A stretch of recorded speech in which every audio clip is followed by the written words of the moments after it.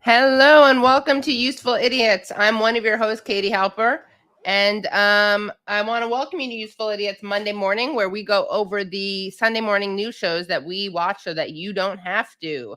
Of course, I'm going to invite you guys to like the stream. That's a way that we can beat our tech overlords who try to control our lives.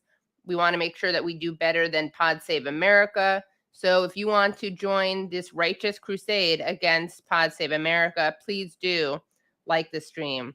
Effortless way to support it. Also, last week when it was Halloween and I was very resourceful. I put together a costume, even though I was in a hotel in DC.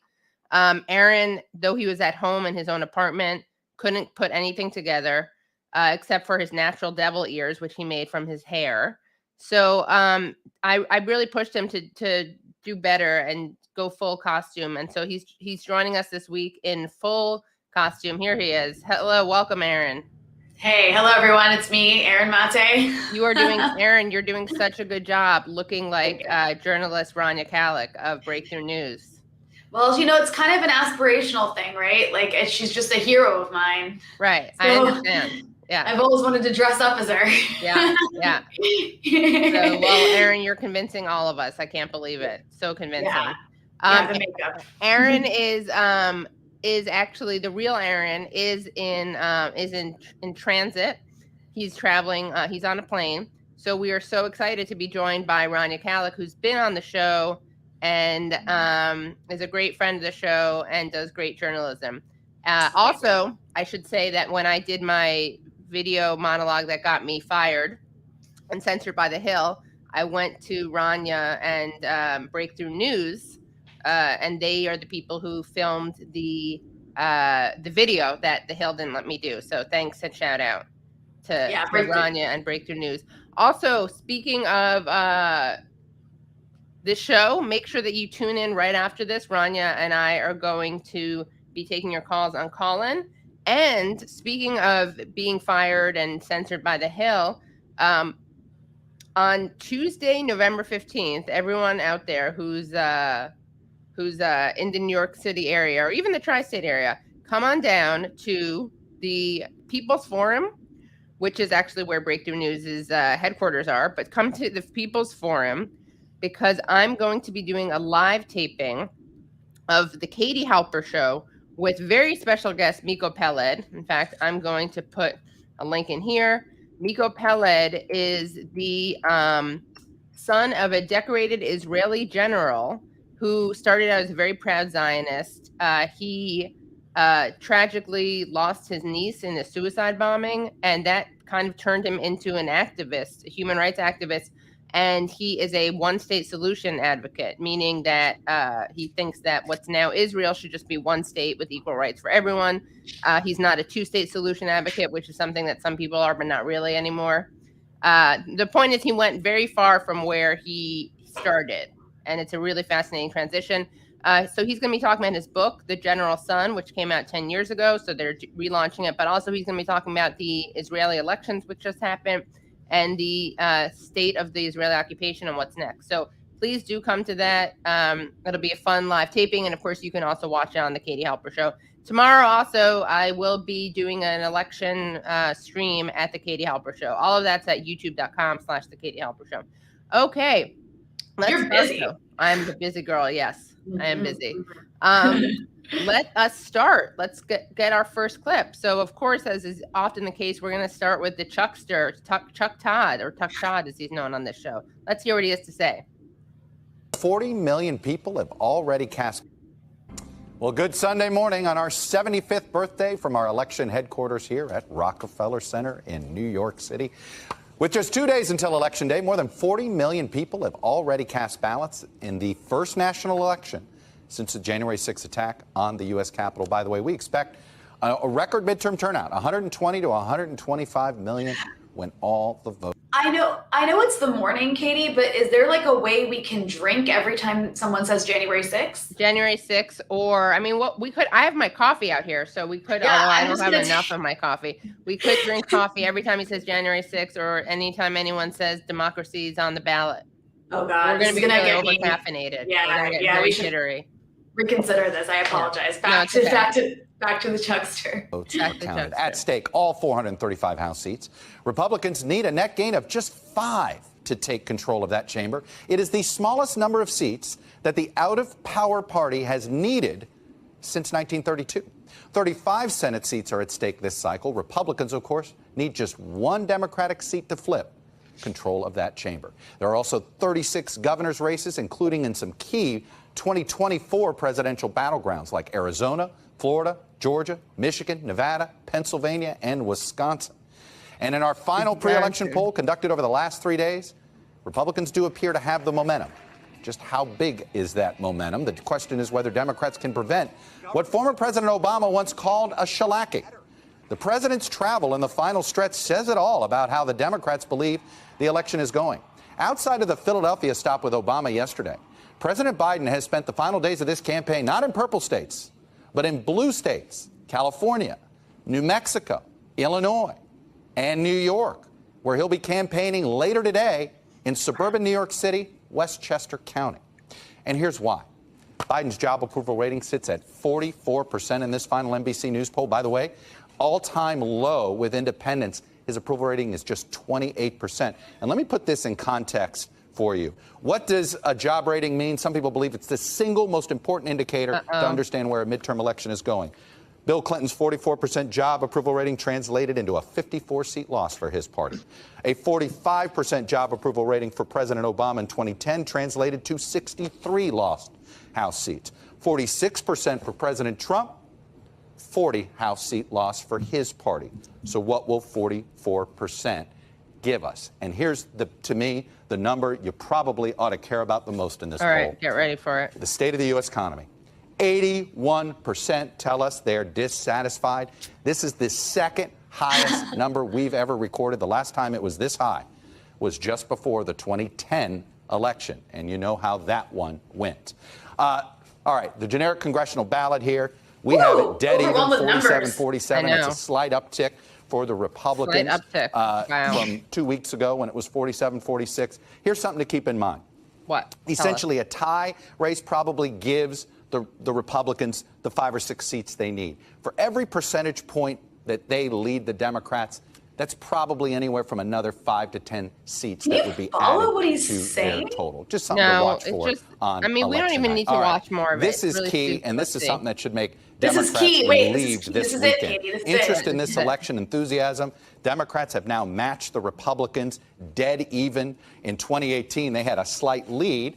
And, of course, the Democrats had the better night. But let me go inside the numbers and why there's still some warning signs here for the Democrats. There are 2 enthusiasm numbers in particular that I want to highlight here. African-American voters and young voters. And as you can see, remember, Democrats had a good night in 2018. And right now, African-American voters are not quite at their 2018 levels, and young voters are not quite at their 2018 levels. But look at seniors. Seniors are a little bit more. So this is why Republicans feel good about the end of this. We also asked folks to send us what message. So I wonder why black voters and young voters aren't turning out, despite all the great things. He's not. I don't think he's going to tell us, though. I think he's just like making observations with zero analysis and lots of numbers. I think it's because they're ungrateful, just naturally ungrateful populations. That must be. I feel like that was where that was going. It's like, well, these people suck, and old people are better. Yeah, could be. So if Democrats lose, blame the black people and blame the young people. Yeah, not the Democrats for not actually providing anything. Yeah. And what is this weird cloud? Oh, they love doing word clouds. Oh my God. Message with your vote to Congress. What would you say with it? And here's our word cloud response. And as you can see, fix the economy. The #1 message that was sent from voters, and essentially tied for second here: end partisanship and women's rights. So end women's rights. Just kidding. And women's rights. He said end partisanship and women's rights. Essentially, the 3 big issues of the economy, abortion rights, and the democracy, all represented here. And you can see the voters are engaged on this. By the way, given what happened to Paul Pelosi, we asked voters about the current climate of political violence.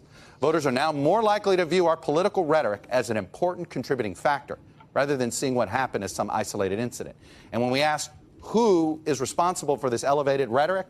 Social media companies come out on top, almost universally blamed what comes out for second? Our current political climate. Cable news media nearly matches them, then Trump, then Republican officials, Democratic officials, and President Biden there at the bottom. You owe us an apology. Let's turn back now to the battle for the House, because I want to point out some key numbers here. I've learned nothing. I've learned nothing.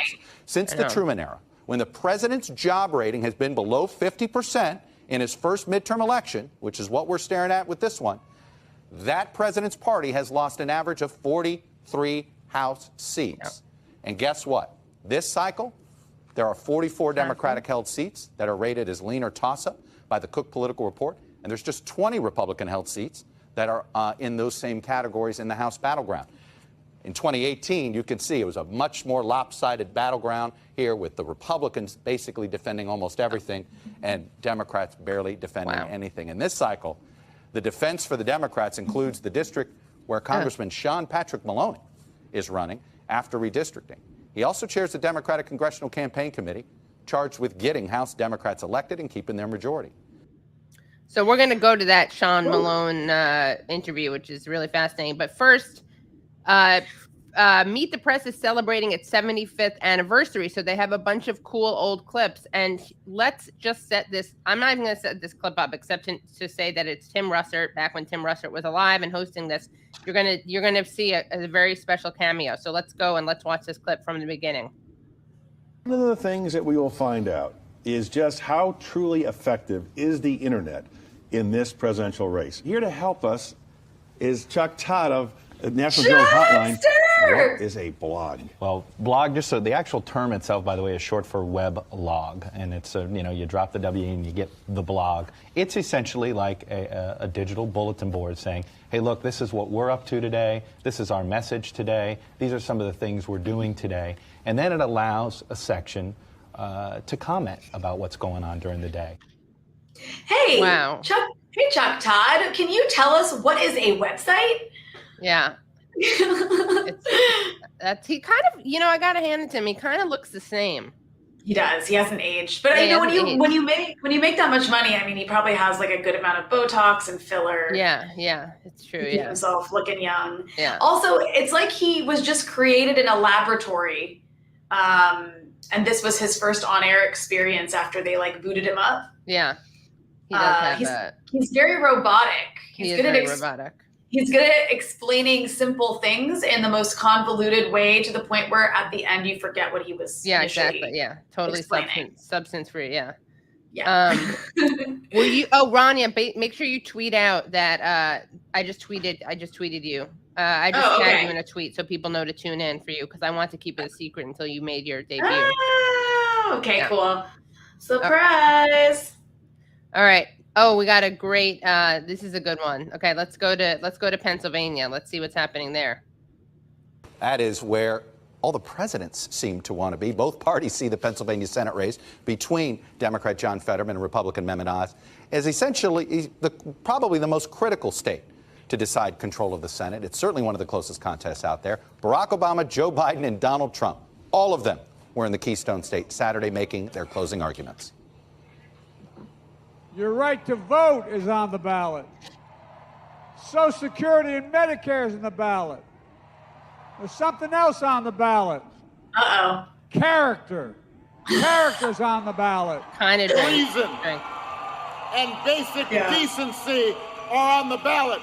Democracy itself is on the ballot. The stakes are high. 2024, most importantly, we are going to take back our magnificent, it's so beautiful, White House. We're going to take it back, and you're going to be hearing about it very soon. Magnificent, it's well, my so colleague beautiful. Wait, hang on a second. Hang on. Are you going to vote for character? Yeah, I'm voting character. I'm voting character and democracy. I'm voting character with democracy as the running mate, yeah. Got me fired up. Dasha Burns is in Philadelphia, perhaps the most important county to Democratic hopes of holding the Senate. Dasha. Yeah, Chuck, you said it. Not one, not two, but three presidents all in this state, all on the same day, underscoring the outsized importance of this state. President Biden and former President Obama on the campaign trail together for the first time in this midterm election. And their joint effort was here in Philadelphia. You said it there too, Chuck. This city and its surrounding suburbs, the turnout here could make or break it for Democrats. And the suburban voters we've been talking to in this area, Chuck, consistently list inflation and crime as their top issues. And Oz has tried to make a play for those voters, focusing on that issue of public safety and trying to paint himself as a moderate candidate, which is a pivot from his MAGA approach in the primary that won him the endorsement of former President Donald Trump. And the question is, will that rally he had with Trump last night, will that help or hurt him, especially in his effort to win over these purple suburbs? It's going to matter because every single vote won this weekend will be critical in a race that's become a dead heat in the home stretch here, Chuck. No doubt if Oz comes up short, that attendance with Mastriano and Trump, that rally is going to get questioned. Well, okay, but if he doesn't come up short, I mean, it's just a weird thing to say. I just want to thank the person in the comments who told me to switch my audio input. I did not have my nice mic on. Now I hope I sound better. I apologize. Sound better, yeah. I was like going to tell you, but then I was afraid, what if you did it and then it didn't work? But you know what? I underestimated you. So thank you. Thank you. I really appreciate the commenter who did not underestimate. Yeah, for the vote of confidence. Yeah. All right. What do we got? Oh, what were you going to say? I was just going to say, like, as I watch beautiful, magnificent White House.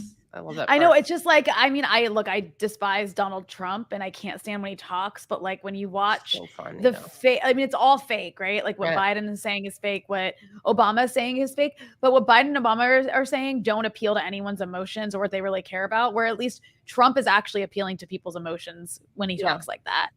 So he appeals to my emotions. He appeals to my funny bone. Yeah. All right, let's see. Speaking of what Democrats are appealing to, let's watch the next clip, which is with Sean Maloney. Well, let me start with this. What constitutes a good night for Democrats on Tuesday? We're going to hold this majority.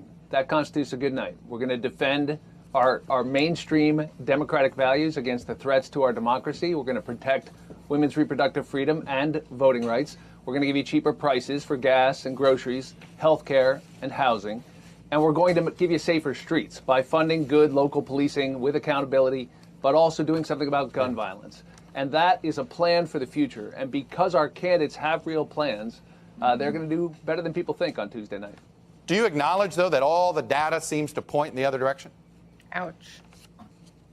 Oh, look, I think the poll you just showed shows it's basically tied with the numbers in 2018, which, if I recall, was a pretty good year for Democrats. I think this race is razor close. And I think everybody who cares about the extremism in this MAGA movement, the racism, the anti-Semitism, the violence, needs to get out and vote. And that's not just Democrats. That's independents and fair-minded Republicans who watch the January 6 hearings, who know what we're up against, who listen to Republicans, oppose things like Social Security and Medicare, want to put it on the chopping block every 5 years. That's your next guest, by the way. That's his plan. And we've got a plan to cap seniors' out-of-pocket costs in Medicare. There are big differences.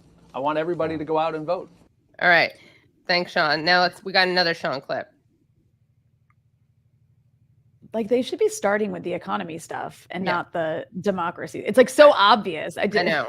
Yep. In fact, even a Democrat is going to make that point soon. You know, based on all of your answers to me, it sounds like you don't believe Democrats did anything wrong. You believe if you don't do well, it's simply you had bad messaging or you didn't communicate it right. Is that your basic take here? Well, first of all, neither you or I know what's going to happen on Tuesday, so what do you say we wait to see? But secondly, look, what I'm telling you is we're not perfect, but we are responsible adults who didn't attack the Capitol on January 6th, didn't try to whitewash it. Don't pretend we're for law enforcement and then ignore 140 cops getting beat up on that horrible day. We're not perfect, but we've got a plan for gun violence and for bringing jobs back from China. You don't like it? What's yours? We took on the big drug companies. The other side won't do that because they're awash in big drug company money. No, we're not perfect, Chuck. We've got all kinds of things we can do better. But we are responsible adults who believe in this democracy and who are fighting for a better future. He said responsible adults twice. So that's what they're running on, being responsible adults who care about January 6th. All right, let's see how it works out. I wasn't going to vote, but since I heard that, like, I'll tell you what really gets my voting, my voting excitement up is responsibility and adulthood. I know. I hear words and I'm like, bring me to the That's why polls, the seniors are voting in higher numbers. Yeah, they're responsible. Because that resonates with them because they're adults. Right. Yeah. Yeah. All right, we got more Trump for you guys. Don't worry. We got more Trump. Speaking of irresponsible, childlike narcissists. Mm-hmm. At 71. Okay, so here he is. He's responding to some polls, okay, at a rally. All right. Trump at 71. Ron DeSanctimonious at... Ron DeSanctimonious. Yes, that is good. 10%. Mike Pence at 7. Oh, Mike's doing better than I thought. Liz Cheney, there's no way she's at 4%. There's no way. There's no way. But we're at 71 to 10 to 7 to 4. Ron DeSanctimonious. Okay, this idea that we were overhyping a Trump-DeSantis rivalry, no. No, we're not. I mean, he already has a nickname for a potential rival.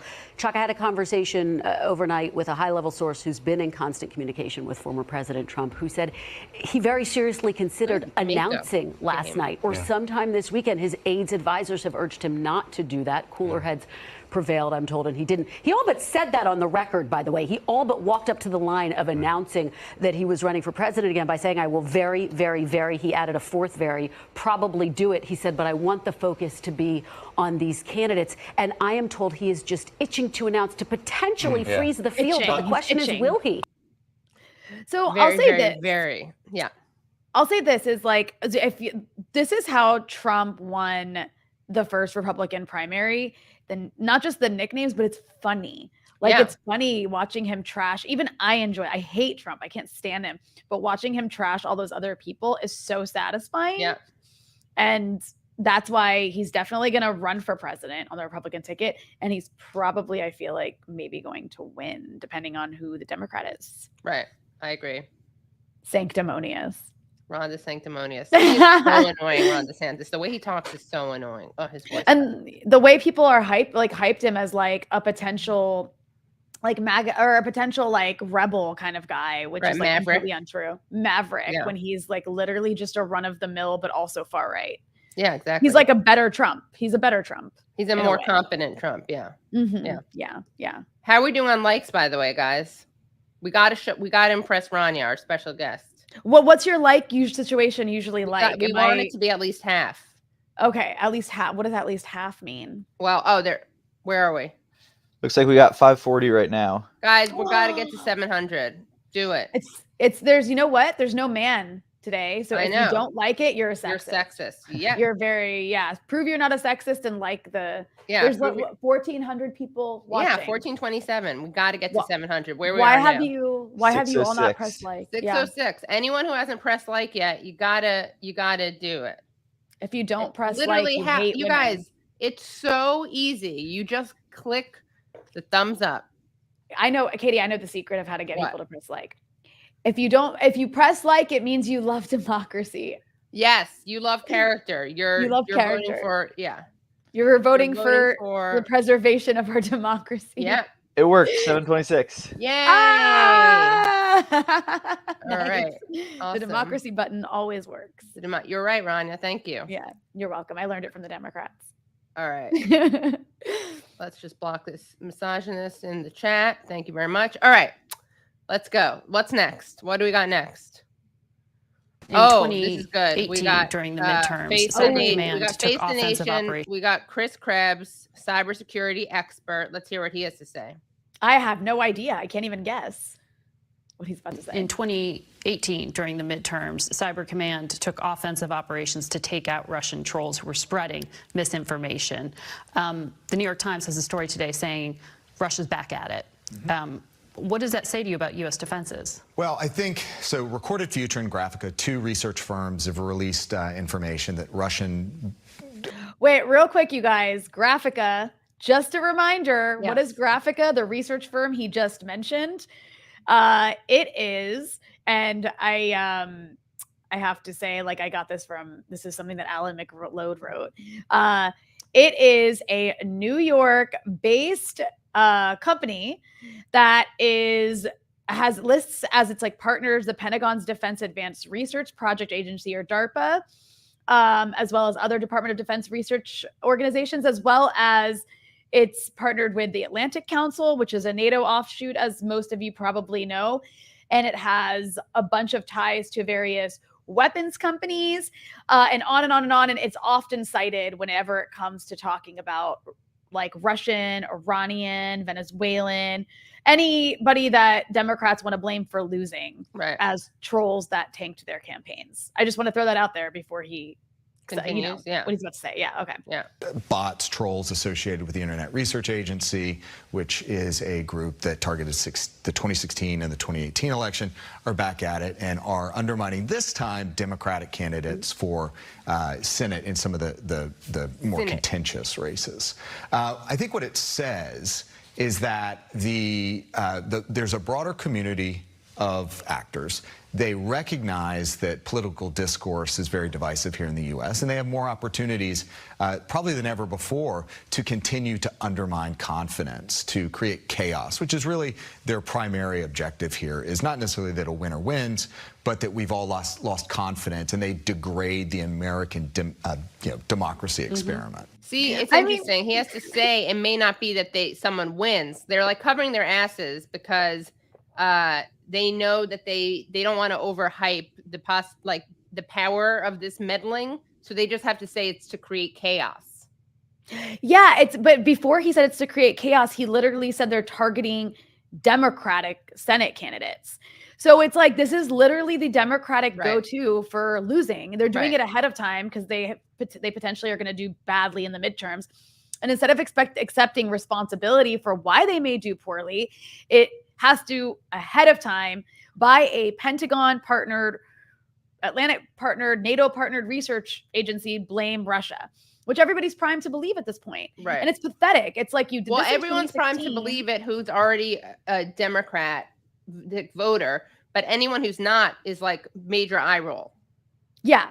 But it's also the fact that then he said, yeah, like even if they win, it's to promote chaos. So now like you have all these polls saying that Americans have negative views about our values and democracy or whatever. So that's also going to get blamed on these things you can't see, these nefarious online things that only Pentagon funded think tanks can like point out for us. Right. These like invisible trolls. Invisible trolls, yeah. Invisible trolls. That sounds like a good name for like a band. A band, I know. We should form it. Invisible Trolls. Invisible Trolls. Yeah, it'll be the first Jewish band.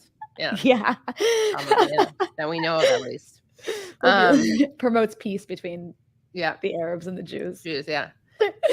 All right, what do we got next? We are at, this is a good one. Wow, this is a good one. Okay, so let's hear what Hillary Rosen, this kind of corrupt, honestly, Democratic consultant who was involved with Time's Up.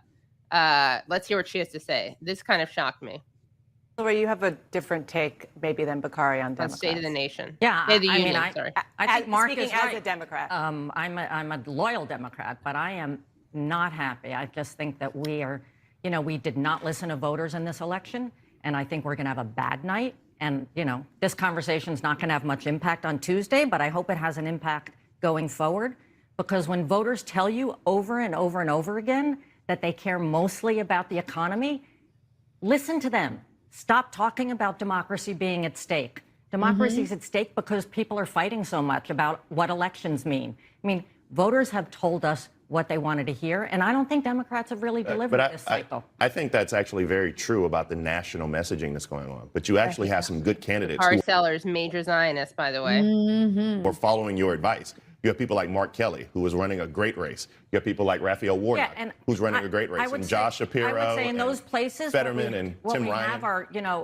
the unfortunate combination of strong gubernatorial candidates, like Mark Kelly is I was just in Arizona and spent some time there, talked to a bunch of voters. Mark Kelly's popular, but Kari Lake is more popular. And the combination of Kari Lake's popularity and Joe Biden's unpopularity is going to hurt Mark Kelly. And so look at Dana Bash. She's like freaking out. Wait, watch this. Watch Dana Bash. She's like trying to pass it to someone else to talk. Stop. And this is damaging. The combination of Carrie Lake's popularity and Joe Biden's unpopularity is going to hurt Mark Kelly. So I think we're in trouble because of the top of the ticket. Are you going to interrupt her and disagree with her? I don't want to break up dem on dem violence. This is a Republican. But I feel like Blake Masters is going to win Arizona because the reality is that the border is a serious issue down there. And to Hillary's point, the Democrats have not talked about what we're going to do to fix inflation at a 40-year high. What are we going to do to control the border? What are we going to do to handle crime? It's not because of facts, Mark. I don't think we're in trouble because of facts. I think we're in trouble because of messaging. I think you're in huge trouble because of facts. You guys were in office for a long time. The reality is inflation's at a 40-year high because of specifically the spending policy. You were in office for a long time and did nothing to fix immigration. You never passed a bill. You never got anything done. Okay, let's... So here's the thing about all of this is she's totally like she's 100% right. Right. Yeah. But we live in this weird like situation where this happens all the time. It's like this isn't new. Like this conversation happens every election, and Democrats could be running on the economy, but the thing is their policies suck so bad that they can't. Because if they do, like they're kind of responsible. They aren't, but they are. Like if they want to run on the economy, they'll have to talk about inflation. But the truth of inflation is that corporations are price gouging. Yeah, exactly. And that there's this war in Ukraine, that a Democrat-led war in Ukraine that has all these sanctions on Russia that are causing like global oil prices to skyrocket and making gas unaffordable and on and on and on and on. And then also there's like, inflation because of the pandemic. And this Democratic administration's way of dealing with inflation is to like raise interest rates and to basically bring up unemployment. How are you going to run on that? Right. Exactly. Yeah. Right. The way you run on that is just pointing to how craven and ghoulish Republicans are, but it's not enough to just point that out. But they're pointing out that they want to sunset, that they want to basically like subject Social Security to review, but that's it. You can't, they can't say what they're doing.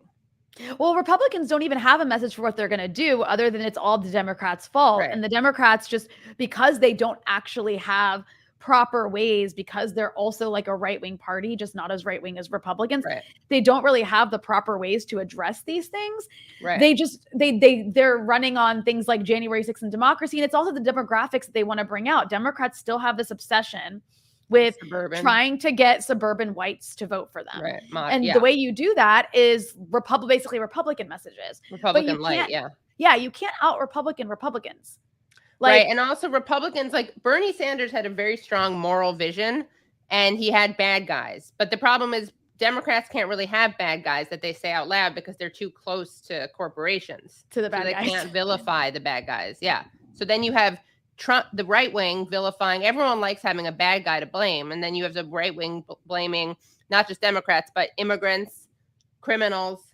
And the Dems don't have their own like moral corollary. Yeah, Democrats are like, we're just going to give more funding to police. Like that's their response. It's like, okay, but like that doesn't differentiate you from the other side that's just calling you soft on crime. Right. It's a messaging disaster, but it's also because like their policies suck and they can't actually do anything substantial to deal with the problems we have because they're funded by all the bad guys. Right, exactly.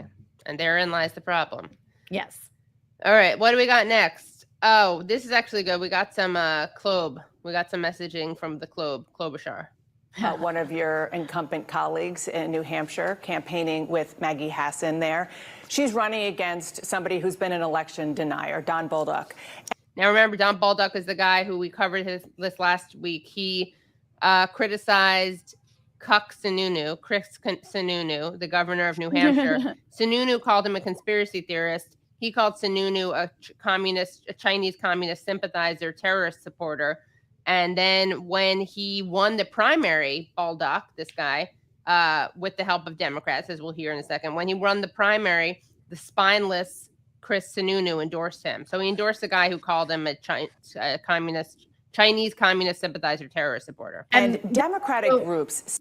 Sorry, what were you saying? Well, I was going to add that the Democratic Party basically funded ads to attack his opponent. Right. So they helped get him elected for the Republican primary. Exactly. The Pied Piper strategy. Let's hear Bolduc. And Democratic groups spent millions of dollars boosting him in the Republican primary because they thought he'd be easier to beat in the general election. But now The race is really tight. That's why you're there. Bolduc has a shot of winning. If he is in the Senate with you in January, will Democrats deserve some of the... Hang on. I like that she said the race is tight. That's why you're there. Because we all know that when there's a tight race... Yeah, who you're going to call? Klobuchar. To really get your side to win. That's why I would vote. If Amy Klobuchar showed up, it would definitely tip the scale for me. Yep. She's the decider. I'm not going to, at one moment, concede this race because Maggie has been ahead every step of the way. They know her. Can you they love concede her. that it She's was the a mistake, second or do you woman in believe the it was a country. mistake to boost him? I have made, first of all, I'm not going back over past strategy right now, 2 days before the election. I am one that I'm not a big fan of spending money on other candidates and messing around. I will admit that, and I've said that. But what I think here is you've got a clear choice. I was there at 4 a.m, Dana, with Roy Blunt, Mike Pence, walking all right, that's over all we that need to broken hear. So glass basically, on she 6th. condemned it, which she should have, because it was such a dumb thing to do. It's also not the first time. This is exactly what the Hillary Clinton did. Right. It's like With Democrats Donald are like Trump. Groundhog Day. I know, they really Groundhog are Day. like Groundhog Day. Yep. We're just going to like fund this far right MAGA person because that way we won't have to run against a moderate. And then the far right MAGA person ends up actually beating them. Right. And if you think there's such an unprecedented existential threat, then you wouldn't do anything to empower them. Yeah. I mean, that's the other thing too, is like Democrats would never, like Democrats would rather ally with would rather boost far right MAGA people than ever boost like a progressive. Oh, right. That's true too. Yeah. We have another clip, by the way, from Chris Krebs. Let's circle back, as Jen Psaki says, to Chris Krebs, the cybersecurity guy, because this is an important discussion, especially for you and me. Social media has already changed the way we communicate, and certainly our political world. President Biden said a few days ago that he has concerns about billionaire Elon Musk's purchase of Twitter. He said the platform spews lies all across the world. There's no editors anymore in America. There are no editors. How do we expect kids to be able to understand what is at stake? It's not just kids, right? What concerns do you have about this happening just days before the election, these changes to Twitter? Well, I think the government, for one, has a mechanism by which they can review the acquisition. The Committee for Foreign Investment in the United States can take a look at particularly the second and third ownership positions in Twitter, including Saudi Arabia. That is something that I'm assuming that the Treasury Department is taking a look at right now, see if they can put in place an act. Whoa, that says so much about the U.S. government's role in these. I know. Holy crap. Saying the quiet part out loud, right? Oh, shameless self-promotion real quick, because I need it. Since Elon Musk took over Twitter, I've lost like 1,000 followers. That's what people keep saying. Yeah, I have to check my numbers, but yeah. So follow Rania. At Rania Kalik, guys. Go follow me. I don't know what's going on. Or maybe I'm just not popular anymore. No, I don't. I think it's Elon. And I'm KT Halps, letter K, letter T, HALPS. All right, let's go back to Chris. Security agreement, or even potentially unwind the purchase. But I think more specifically to what's happening right now with Twitter, I think there are two Elons that we're seeing. There's the public Elon that's trolling and saying $8 please on all the complaints about some of the shifts in the moderation and other activities. Then there's what's happening behind the scenes, the conversations with civil rights groups, with advertisers, with the teams, which perhaps may be a little bit more stable. And I think if you look at the platform itself right now, not a whole lot has changed. That may not be a popular opinion, but I think the reality is that you haven't seen too much. I mean, he's literally saying it again, like behind the scenes, we got control of this. Nothing is going to change. Right. And you know it too, because it's like the same organizations that were advising Facebook before, like they call them civil rights group, the ADL. He's talking about the ADL. It's not a civil rights group. No. It's a pro-Israel lobbying group, are continuing to advise them now, and the national security state has it under control. It's just wild. I know. It's really funny. A change in the moderation. Now, the concern, though, is what happens tomorrow, where you can buy the blue tick for $8 a month. The Twitter Blue. For our viewers who don't use Twitter, a blue check is a sign of credibility. It has historically been a marker of trust in that Twitter has said, we have confirmed and authenticated the identity of this person, which tends to be a politician or a news media personality or a journalist, an academic, or someone that may be a popular voice in certain civil rights, civil liberties issues. Now you can buy it for $8 a month. And along with a number of other features of editing and longer form video posting. But again, to have such a dramatic shift in that marker of trust, now you can buy it in advance of, as we've been talking about, a very contentious and important election. It opens the information space to a broader community of influencers, clout chasers, election denialists. And foreign actors? Absolutely. Foreign actors. We've seen reports lately of Russia, China, and Iran back at their old tricks. And it is going to create their old trick. What are their old tricks? a very chaotic environment. You know what it is? Chaos. They're agents of chaos. And those sneaky Persians. Yep. Those sneaky Persians and Chinese and so actually, do you have a blue check, Rania? I do. You do too, Me right? too, yeah. So what do we do? Do we have to? Are we going to pay for our blue check? Like, I like having a blue check because then nobody can impersonate me. Yeah, exactly. I do too. So what do we do? I guess I don't pay for it. $8 a month. Like, I know it's really ridiculous. I don't want to give. I mean, I guess we don't, or we don't. You know what else is interesting that happens is that when you have a blue check, you can check your @, your mentions by non-blue check and by just blue check. So it does create a kind of weird. Yeah, system. it's a bit elitist. It is. It is a bit elitist. It is, but now it's going to be just as elitist, just money instead of something else. But also, like, what does it mean? Like, it's just like any like anime emoji, an anon can just like purchase a blue check without like having a real name, and then what even happens? What's the point? Yeah, I don't know. I mean, either way, I think that this is really demonstrating a couple things. Not the blue check. The blue check thing is just demonstrating how stupid social media is, and it's all about making money. But the fact that like a billionaire like Elon Musk can just own this means of communication, but really he also can't because the US national security state is totally intertwined. And then also how just you have to throw China, Russia, Iran into everything. Like we're even talking about that. He just added that at the end out of nowhere. Yeah. Are they going to purchase blue checks for Iran now? Is that what he's worried about? Green checks. The Ayatollah. The green revolution. Yeah. So that would be the opposite, I guess. Red checks, since that's the complementary color, the opposite color. Yeah. The Ayatollah checks. Yeah. The Ayatollah checks. Yeah. The Ayatollahs are going to have blue checks. They should be verified. I want to know if it's like the actual Ayatollah. I know. You know, his great Twitter is Ahmadinejad. Yeah. People seem to, I do. Yeah. Yeah. I mean, they used to hate him, but he's become more liberal. Like, I mean, I don't like his politics per se. I'm just, you know, he's pretty good. He was like the source. He was like the source of Twitter. all evil a few years back, and now the Americans like he looks don't like mind a him so much. Used car salesman. Yeah, he does. Yeah. He does. Or like maybe not used cars. Maybe something even like what else do you buy? You like used computers? I don't know. Maybe Yeah. Or used hard drives. Yeah, maybe that. Yeah. Zassman says we should all have blue checks because we should all be doing citizen journalism. Okay, but until then. Yeah. Also, some people don't have time. I saw an article about how like Americans that have 2 jobs are like selling their blood plasma. Oh my God. You know what Bush would call that?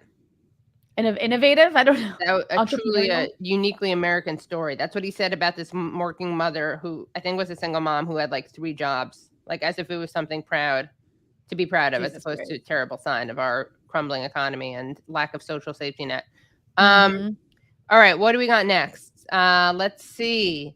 Oh, this is good. We just got some. Let's just look. I just missed this woman, so let's watch this woman. Okay. In now a couple of pollsters to talk about this race and many others. Republican pollster Kellyanne Conway and Democratic pollster Mark Penn.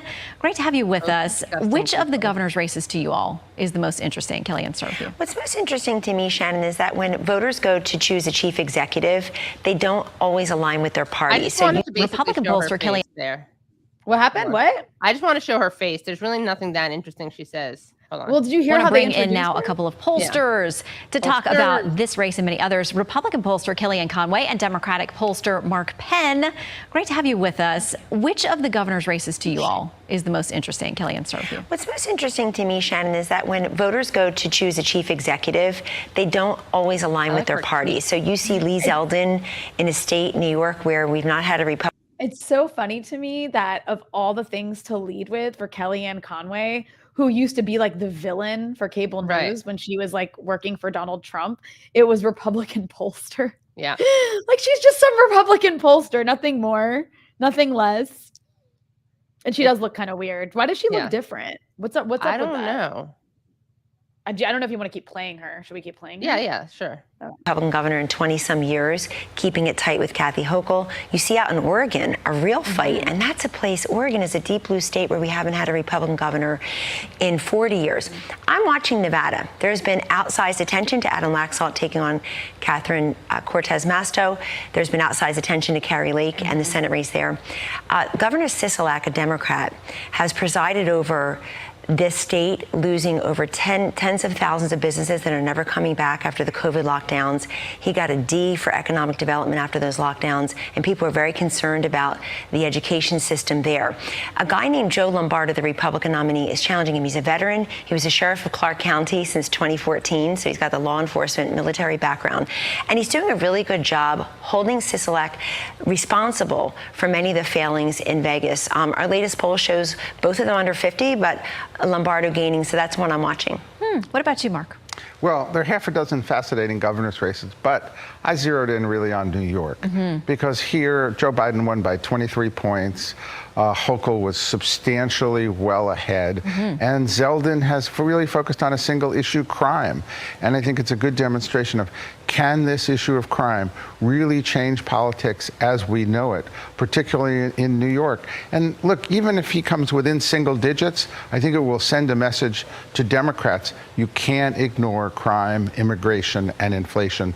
You know what's wild is how like there's this big proxy war happening in Ukraine between two nuclear armed powers that like causes us to get closer and closer to nuclear Armageddon every day that goes by. And in all of the clips we've watched from yesterday, not one person has mentioned Ukraine. Right. The only time Russia's been mentioned is in the context of like trying to interfere in elections. But it's just wild that there's like this World War III looming World War III situation happening. And it's not even a little bit, not that I want it to be. If it was a part of the conversation, it would be like, we have to protect Ukraine. Right. But I think it just shows that nobody in the US cares about this war right now. Right. And that they don't even realize how much it's related to so much suffering. Yeah. Well, like all the economics that they're talking about, like, it's just weird. It's just weird. It's weird to have this war going on and have it not be a part of the conversation at all when every month Biden is like promising Zelensky another $80 bajillion in weapons. Ridiculous. It really is. I don't know what to make of that. It's just weird. It's like this elephant in the room that's not getting talked about. This blue and yellow elephant in the room. yeah, blue and yellow. Speaking of which, I think I didn't mean to, but you are. Looks like I'm here to represent wearing Ukrainian colors. You are, with a blue backdrop and the yellow top. Yeah, it's great. Yeah. It's always that, because look, you got the yellow stripe behind you and the blue wall. Wow. Yeah, I'm just here to represent what's not being discussed. Yeah, exactly. No one is talking for the Ukrainian government. Okay, let's see. This is great. We got James Clyburn, who the self-described, who is apparently the most progressive member of Congress, according to James Clyburn himself. So let's see what he had to say on Fox News. And Wilson, we can start at 40 seconds in. My next guest says this could be disastrous for the country. Joining me now, South Carolina Congressman James Clyburn, the third-ranking Democrat in the House. Congressman, welcome back to Fox News Sunday. Thank you very much for having me back. I want to start here with some comments you made just a couple of days ago. Oops. This is what happens in a country that follows what happened in Germany in the early 30s. This country is on track to repeat what happened in Germany when it was the greatest democracy going, elected a chancellor who then co-opted the media, and that's what's going on in this country. That is what will lead to the destruction of this democracy. Wait, Congressman, you've repeatedly made comments about Hitler, about Nazism, I forgot they were playing an older clip, and I was like, "Where does shirt go? Where does shirt go?" That's really funny. Okay, so we're back to the whole Caribbean. That was a thing. couple days ago. Yeah. Okay. Lead to the destruction of this democracy.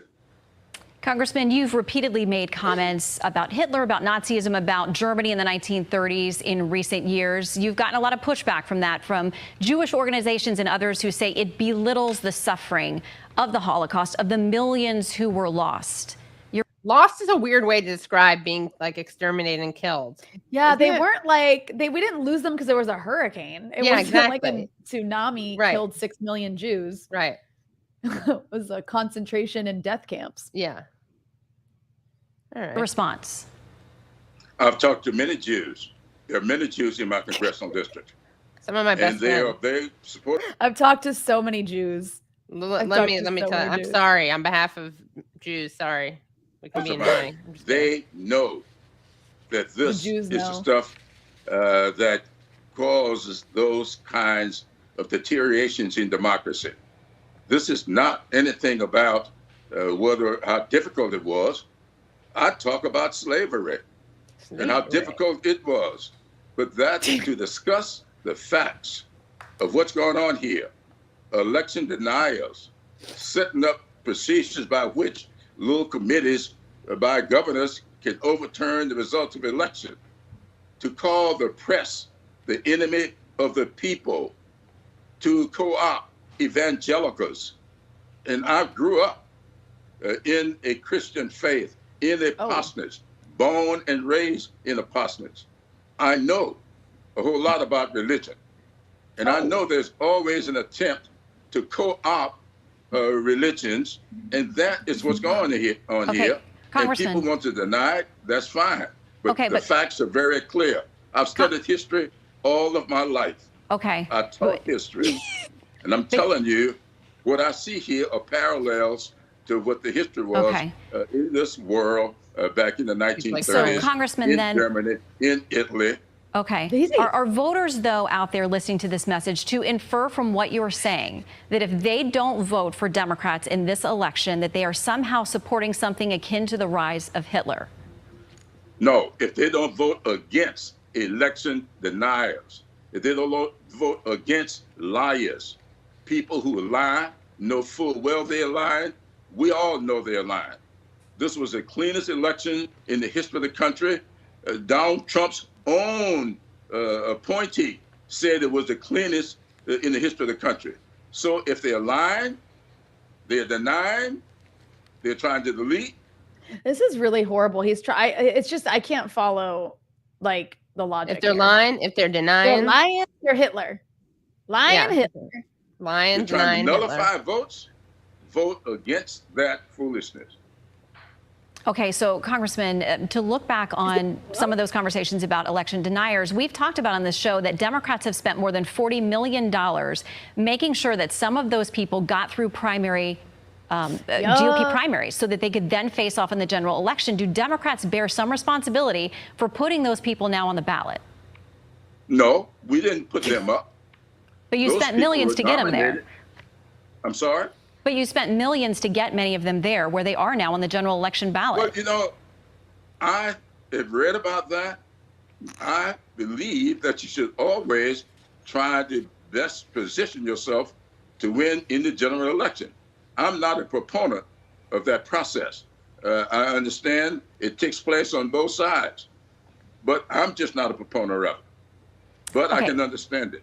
Okay, so I'm not a proponent of funding election denialists to win primaries so Democrats can run against them. But also, I understand why to do that, but also those people are Hitler. Well, they're Hitler they're Hitler enablers. They don't even realize it. Yeah. It just doesn't, his logic is hilarious. And I'm actually kind of surprised she's challenging him this much. I want to play a little bit more language over the last week from it is Fox, Democrats so about what is at stake in this election. Hold on. Sorry, we're hitting it at the same time. Yeah, we're hitting it at the same time. And thank you, Tish, for your generous super chat. All right. Democracy as we know it may not survive in Arizona. That's not an exaggeration. That is a fact. By the way, 1 second. Good point by Zassman. Aren't both what is it? I covered it up. Aren't both Democrats, Republicans, election deniers when they denied Nicolas Maduro, the real president of Venezuela? Yeah. But there's something else at stake. Democracy itself. But losing this democracy could very well be the end of the world. Okay, so are you asking voters to set aside what they feel about the economy? Because the Wall Street Journal, Kimberly Strassel has this piece. Voters have sat through this apocalyptic movie many times now and know its anticlimactic ending. Besides, they're busy searching for spare change to cover their rising grocery bill. So set aside the economy, worries about crime, which are at the top of all of voter polls about what they're worried about, and instead vote for you or the world is ending? This is the best part. Nobody's saying the world is ended. You did say there, though, it could be the end of the world. No, democracy will be ended. The world will continue to exist. The world was here before Hitler. The world was here after Hitler. That's what we're saying. No, the world will not end. The kind of world we have, the kind of country we have, we've got to decide how do we want to exist in this world. And that's what we're talking about. This hyperbole is not a part of what we are saying here.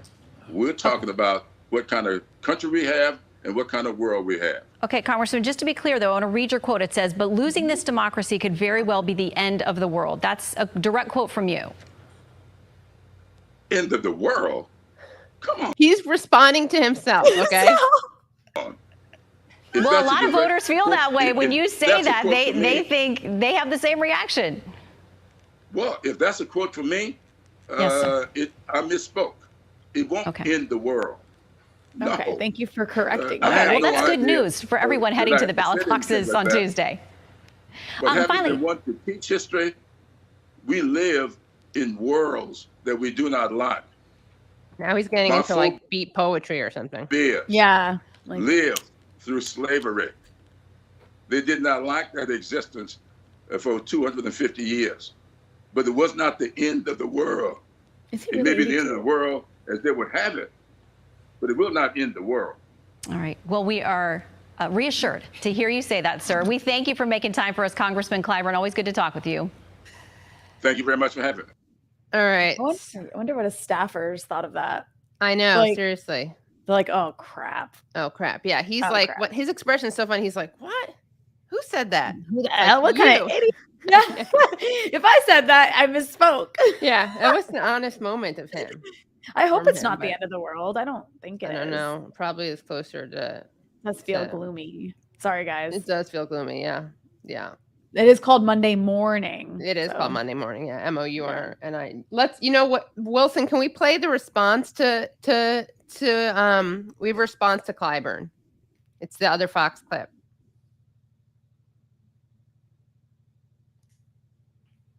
Reaction to Mr. Clyburn's remarks there. You know, I've always liked Jim Clyburn. Yeah, he's very likable.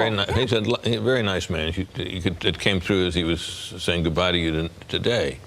But what he's saying is utter nonsense. Well, even he now says it's utter nonsense. Let's just set aside the silly remark about the end of the world, but the whole thing about the end of democracy, and in this continual refrain we hear that says democracy is on the ballot. No, democracy is the ballot.